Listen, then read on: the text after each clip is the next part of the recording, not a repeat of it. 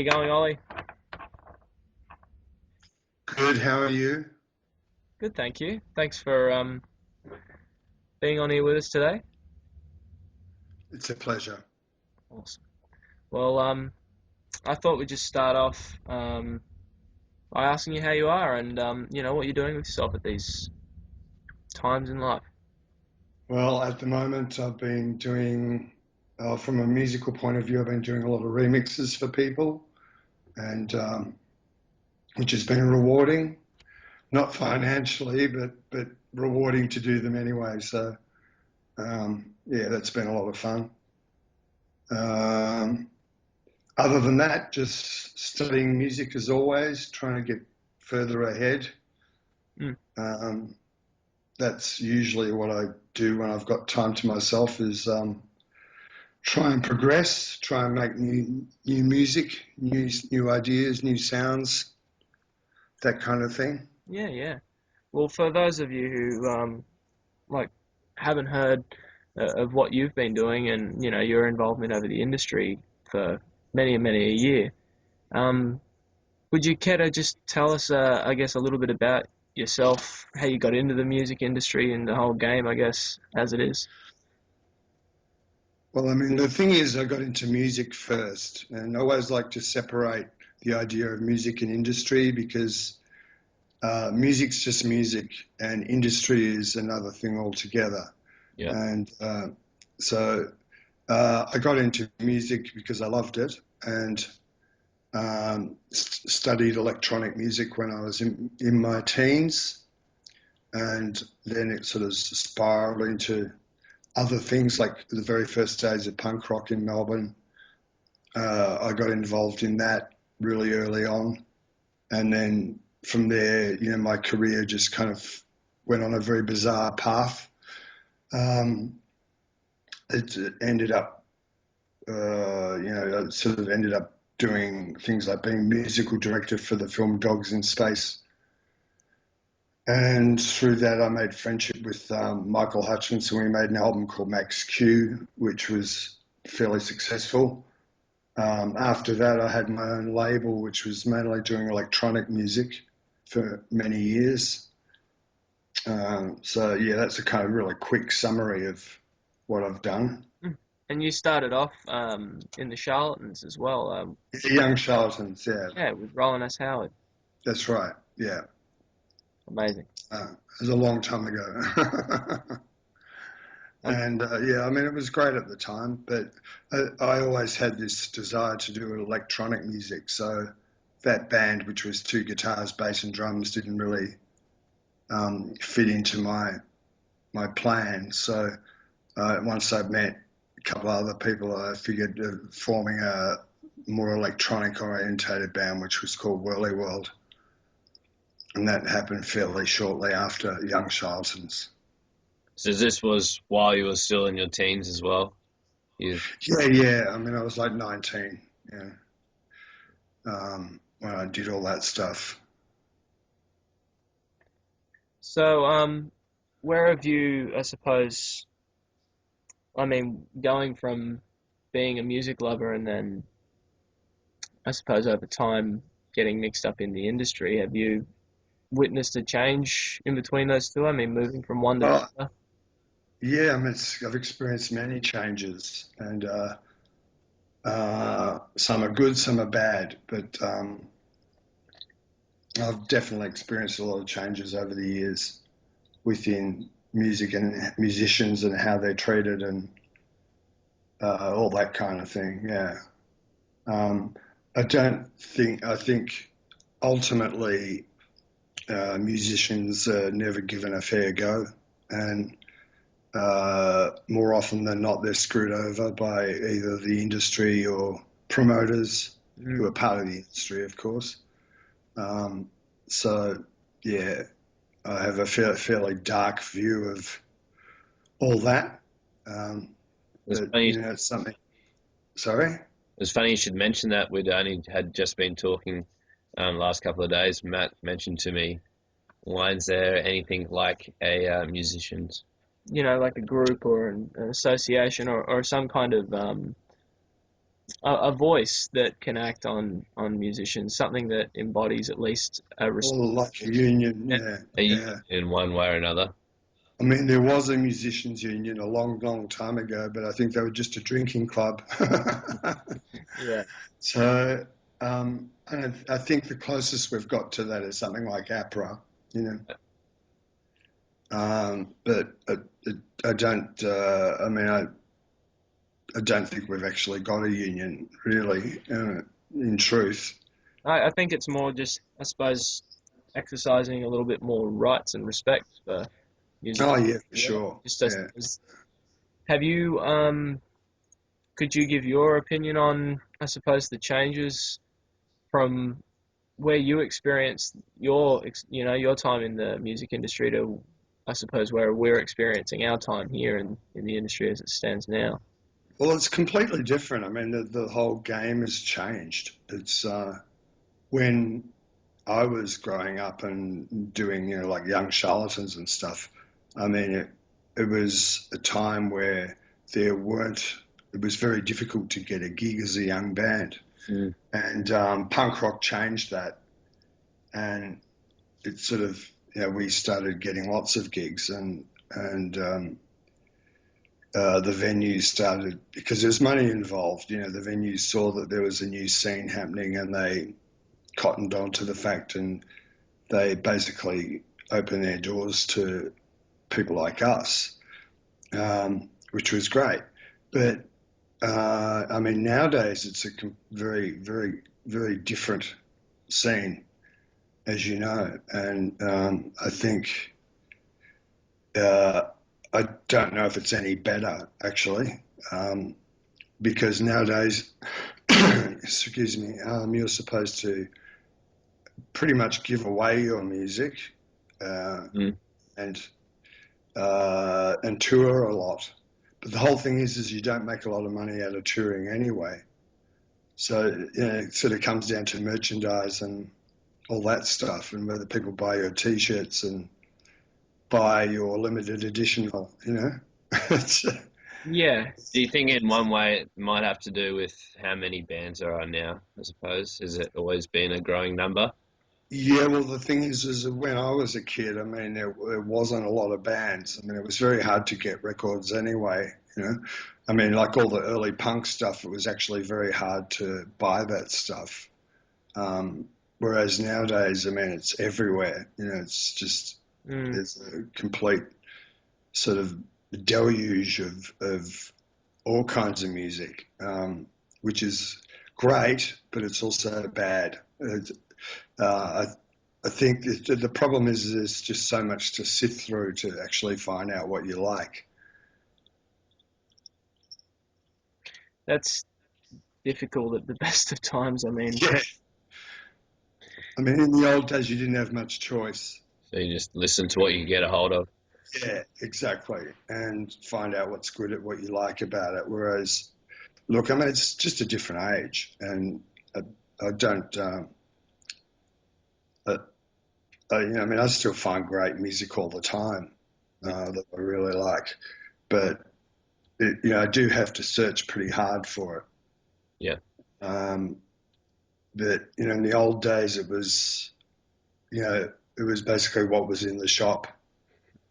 So, unless you'd read an article about some band in a magazine or something, and it impressed you enough to kind of order the single or whatever, um, and that was the only way of doing it back then. right. So, things have obviously just complicated themselves quite a bit. Yeah, yeah. And I that, mean, I think it was complicated either way, but it was a little less complicated back then. And I don't yearn for those times. I'm not nostalgic about them. Hmm. But I think in terms of a band's success, uh, it's much harder now in a way. what's your thoughts on the whole social media? You're not a band unless you're on Facebook type deal, or it's almost to be seen. You have to go where the crowd is with social media. Yeah, I think. Well, yeah, you have to. Unfortunately, it's a full-time job, social media, and Yep. If you need to have full exposure in the world of Facebook or Twitter or any of them, actually, you have to kind of be on all of them and have to have a presence that's there consistently over time. So Yeah, it's the personal gap too. It's like, Personal, that's it. it's learning to remember that as you're living your life, you've got to actually update the rest of the world with what you're doing, and yeah, that's right.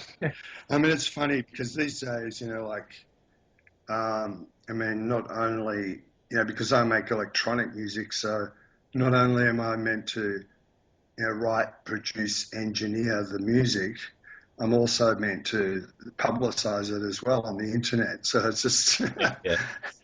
so I don't have time for that stuff.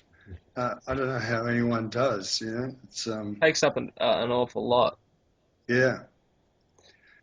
And you have to be very consistent with it to have an impact. I Yeah. mean, people have said to me that the most important person to have now is a really good publicist, Mm.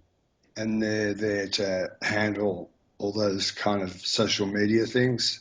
Ah, so that's And that's probably more of an integrated role, um, to be handling all the social media platforms as well as media publicity on that level as well.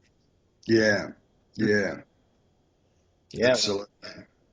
it's an interesting world now the way it's changed. There's a lot of uh, new dependencies and I suppose chains on a band that they've got to do if they're going to get heard.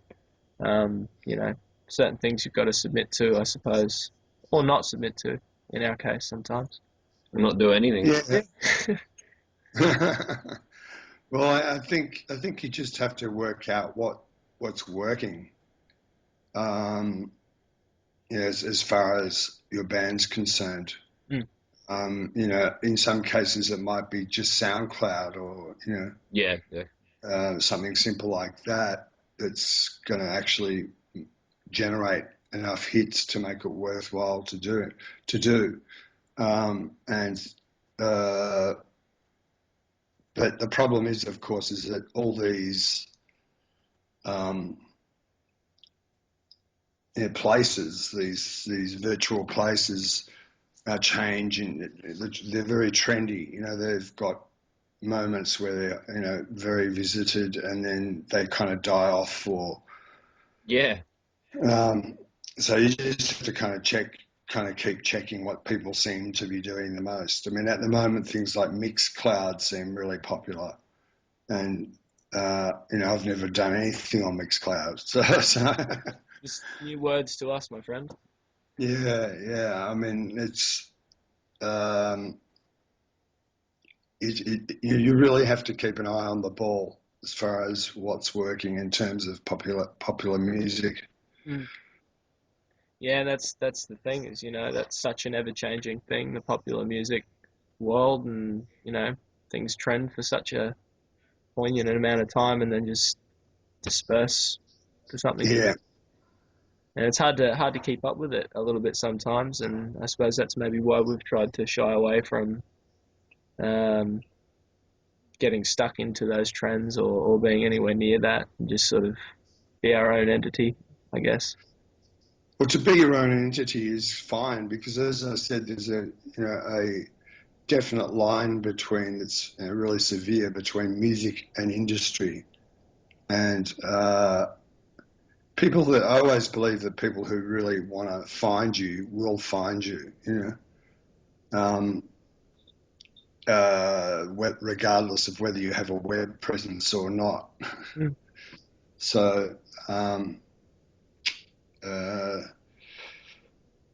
I mean, having a web presence is a good thing, though. It does make people know you're there and you're contactable. That's Yeah, that's pretty crucial. that spread, I suppose, it's just a big part of what we do now, I guess. But Yeah, yeah, I wanted to ask you as well. I mean, you started, uh, as you said before, working with Michael Hutchence for Max Q after doing music director's work on um, that movie Space. What is it called? I've just lost it. We had a massive day today. Dogs in Space. That's it. I didn't want to get it wrong. I had dogs. I had space, but uh, wasn't forming the way I think it would. Anyway, as I was saying, what was it like doing that work with Max Q and um, you know, people would remember specifically like Way of the World, mm. and that had a fairly strong point in what it was saying as well. And what was the thought process behind all of that back then? Well, I mean, it was what I believed in, and the song was actually written before Max Q was done, and I always knew it was a hit record because it was a very catchy song, but the lyrics, the lyrical element of it wasn't the norm, and it was very sort of, I guess you could say, anarchistic lyrics, So yeah, I mean the idea behind the song really was, came a long time before I actually wrote the song. Like I think I wrote the lyrics and I wrote the music another time. I can't really remember, Mm. but it was before we actually did Max Q, and that was one of the songs I presented to Michael as a possible song to do, and he loved it. So yeah, that's how that came about. Right. And did that, being as it was not the norm, have an impact, I guess, on your world around you and workings within the music industry? I think, yeah, I think there are, a lot of people were really impressed by the lyrical content, depending on what their beliefs were. Yeah. That, and I know it affected a lot of fans as well because people wrote to me and saying how much the song meant to them, which was really lovely. So it did its job, Yeah. which was great. I mean, the thing about writing a song is it's a bit like having a kid, and you kind of have this child and do your best to make sure it's a really great child. But then it goes out into the world and can create absolute havoc or can be really good. Um, it's a little bit like that. So yeah, I mean, in the case of that song, I think it went out and did its job. It's a good song. Yeah, awesome. Um, I think with that too, like for us being a little bit of an outspoken band, I suppose in one way or another, you know, we're less afraid, I suppose, to talk about what goes on, in the world today and society around us and having a comment on it and, well, I suppose more importantly, trying to actually do something about it and be involved, um, is a sort of a step out, not a total step out. There are enough and a number of, artists who have done it over time. But it's an interesting paradigm for us, I guess, to see it from this perspective where having this voice or choosing to use it has a pretty interesting effect on how you're viewed as a band or, potentially what you do as a band. Mm. And so, I wonder, do you think there'll be a growing acceptance for bands that are actually having a social comment, actually trying to work towards these things? There are a number of Australian artists that are doing it, but I don't. Oh, absolutely. Yeah, absolutely. I just don't. I, I always wonder. It's kind of. It's a matter of, like, look. When you've got an audience, it's like 50%. I mean, this is total rash generalization, but 50% of the audience will be there to just rock out, Mm. and 50% will actually take in the message. I mean, that is an overgeneralization, but I think it depends what you give out as a performer, and that's the key is to sort of bring them into your thought processes about what the music's about and stuff, and um, and also in interviews and stuff like that to kind of stay on the ball in regards to what you believe in. I think that's really crucial, which I'm sure you guys do. Yeah, I mean, Yeah, once you do find that belief, it helps to find other people following right behind you, and that only yeah, keeps growing on that main goal. yeah, Yeah, agreed.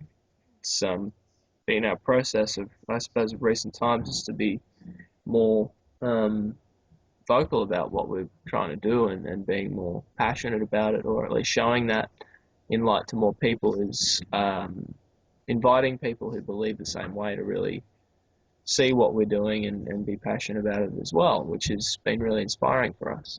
But hard at the same time because you do um, one thing one way, but it's looked on upon differently, and so you got to go retrace your steps and go, well, it didn't work that way. Try to come up with another way to make it work almost Yeah, it's constantly with your planning and yeah, back and forth. It's difficult. mm. Yeah, because an audience isn't going to necessarily agree with you the first time. So you do have to convince them in one way or another. Mm, in one way or another, exactly. Yeah.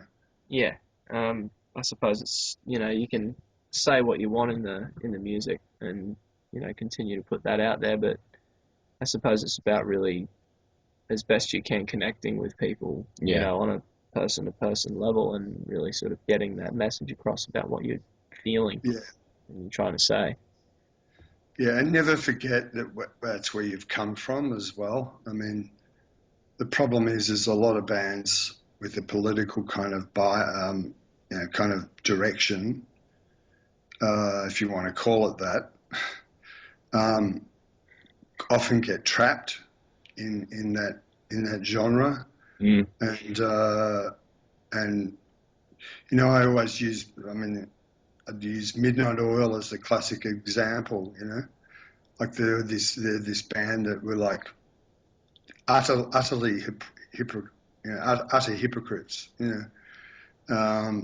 All the things they sung about and stuff have just. I mean, you only have to check out Garrett you know in his seat in Labor to figure that one out. But I just thought that they were a really hypocritical band, and it was all about the money for them. Uh, sure, they provided a little bit of insight for the average Australian, but if you went to their gigs, it was like being at a fascist rally or something. It was really scary. Um, just all these people kind of yelling along with it, but the thing is that the message wasn't getting in anyway, and I always found that really kind of scary about that band.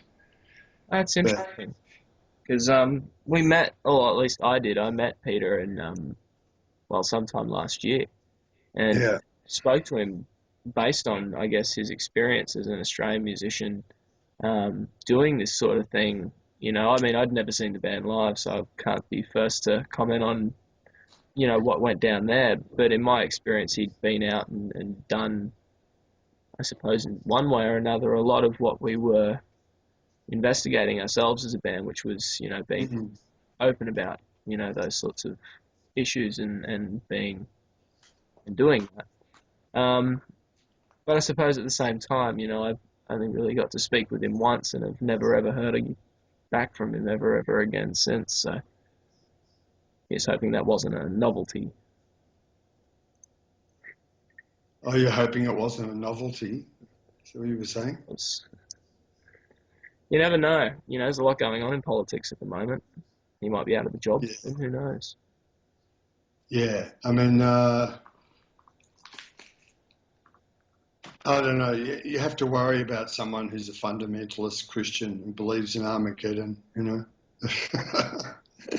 I mean, I remember when he was working for the Nuclear Disarmament Party, and it was just uh, kind of ridiculous because he's basically a fundamentalist Christian, and yeah, was lobbying for the nuclear disarmament party, and I just thought it was ridiculous. There's this guy who believes in everyone blowing the shit out of each other anyway. Mm. So yeah, he doesn't like me very much because I've actually spoken about this stuff in the media and how the oil's got like this massive grant to go and play at all this, these regional Aboriginal communities and stuff. But it was all basically something to make them kind of look good, Mm. whereas in fact it was money that could have been better spent helping out those communities. So anyway, That's interesting because it's not, not the first time we've heard about any, I suppose negative comments on Garrett and that recently. So yeah, yeah, it's interesting to hear, man. More than definitely. It's all about keeping open opinions in places in the world of today. Yeah. yeah. I was really outspoken about it because it really pissed me off, and Garrett doesn't like me at all. So Fair maybe enough. it's because I've got hair. Yeah. Hey, Uh, who knows? I guess you'll never know. Yeah, you never know. He'll never attest to that anyway. Not now. No, unless you appear in some kind of political office of some kind. Hmm. Unlikely. No, not likely at all. I wanted to well, jumping off, Midnight Oil. Um, and Garrett, I wanted to ask you a question that I meant to ask earlier. And when you got into music and, you sort of started it, what was it that drew you to it initially? I mean, what is it that connects you to music and what's kept you going and doing it for as many years as Well, you have? I think sound itself is what connected me to music. Because when I was a child, I had issues with my hearing. I was very ill as a child, and I lost my right ear completely, and so I'm mono. I've only got this ear that works, and I think sound became so important to me that that's what interested me in music. Um, like I picked up on things other people didn't pick up on. I think I've got a kind of very unusual way of hearing, just by virtue of being deaf in one ear, and that that really impressed me. And I was also very interested in, because I grew up, as a little kid in the '60s, and when I started hearing psychedelic records that did lots of phasing and all that kind of stuff. I mean, that really got to me as a child. And I used to experiment with the record player and made weird noises on the record player and all that when I was a little kid.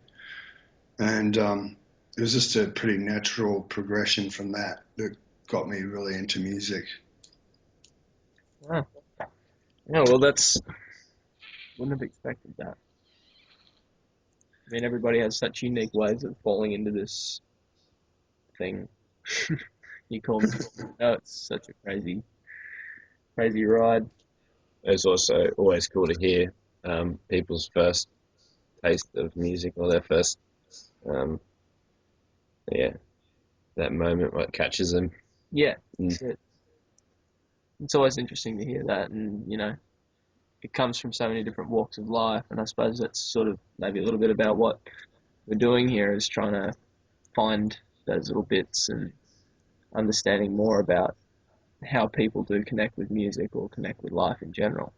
I was very lucky to have a sister that was 7 years older than me. And so when I was growing up, during the hippie times, Mm. she had a really good record collection. And she was a real hipster. And so I heard a lot of, obviously Hendrix and all that kind of stuff when I was a little boy. And that had a profound effect on me, all that kind of psychedelic music. And kind of never really left me, actually. So, So have you carried a lot of those earlier inspirations from what you're saying there to um, the messages that you were carrying in Max Q to, does any of that sort of follow through into what you're doing now? Yeah, it's all there. I mean, it's all there. It's all those things are there. All the influences are there. I mean, and when people ask me what I'm influenced by, I mean, I say, well, everything. It's because it literally is a walk. If you go and buy some milk, that can influence you. So it depends. Like what the day was like, what birds you listen to. Yeah, it's not about the destination, it's the journey. Yeah, it's a journey exactly, and all those things have been an influence on me throughout my life. Living up here in the mountains, I mean, I'm hearing all these new birds and stuff like that that are really, inspiring, and hearing the insects at night and all that stuff. I mean, it's just fantastic. It's just a pure love for sound in general, isn't it? Yeah, exactly, exactly. Yeah, it's awesome. So yeah, I mean, I just love sound, love it, and um, will continue to do so till I stop existing, I guess. Well, on that note, Ollie, do you have any parting words for any of those watching, whether they be budding musicians or just people of the world? Don't give up. That's a good one. That's the main one. Is like it doesn't matter how bad or hard the road seems, just don't give up. Yeah, it does get hard, It but does. yeah, it's about persevering. Yeah, absolutely. Totally, man. Well, it's been an absolute pleasure to sit here and have a chat with you, and Great to talk to you both as well. yeah, thank you, man. Okay. All right, well, we'll be sure to catch you again. And where can people get a taste of what you're doing at the moment?